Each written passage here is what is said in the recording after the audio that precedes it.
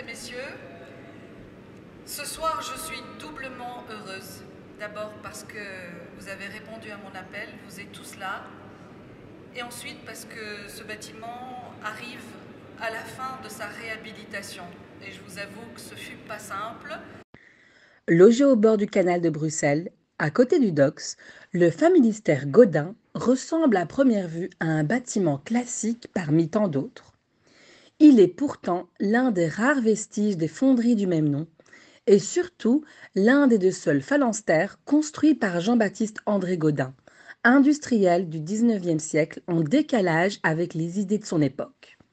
L'homme avait en effet conçu cet imposant bâtiment pour offrir à ses ouvriers des logements confortables juste à côté de leur lieu de travail.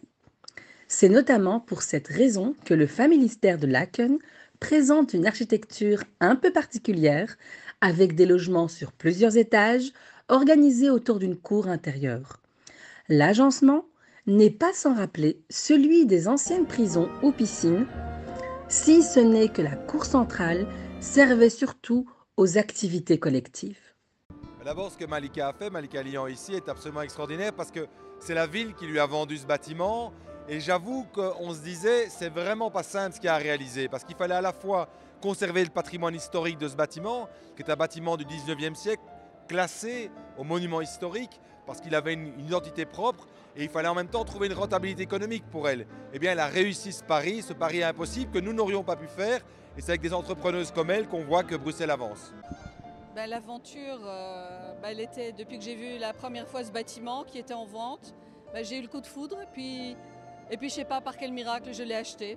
Et puis là, on arrive à la fin, quand même après 2 ans de travaux. Mais je suis satisfaite et en tout cas pari tenu. C'est un beau projet, les gens qui ont acheté sont ravis. Et même le bourgmestre de la ville de Bruxelles, vous l'avez entendu, est satisfait.